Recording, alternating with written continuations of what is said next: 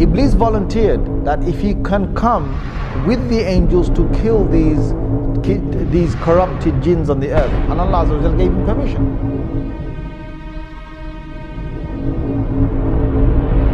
Suddenly Allah reveals to the angels and He says, I am about to make on the earth a Khalifa.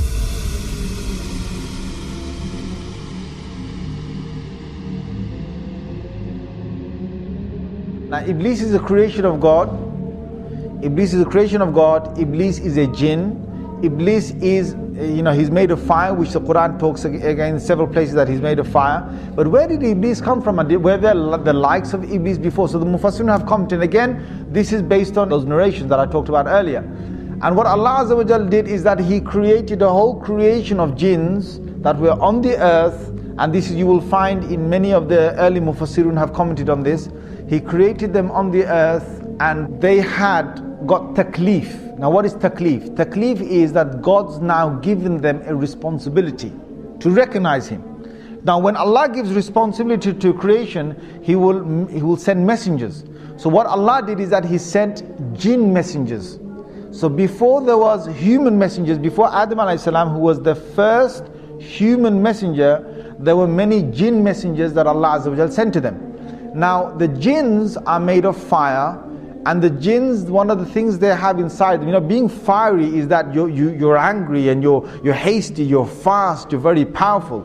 Now the sifat and the qualities that the jinns have between them is that they are in fights and they are in quabbles and they are in superiority and who can prove who's greater. This is one of the nature of the jinns, and they're always in this spirit of challenge. Now there are good jinns. Allah Azza wa Jal has said that in Surah Jin itself. He's talked about two different groups of jinns, and He said the salihun, and there's those who are pious and those who are not pious. Now the ones that were on the earth were both types, and messengers came down. But the messengers in the many numbers were killed by the jinns on the earth. And there was great corruption that prevailed on the earth. There was great corruption that prevailed on the earth.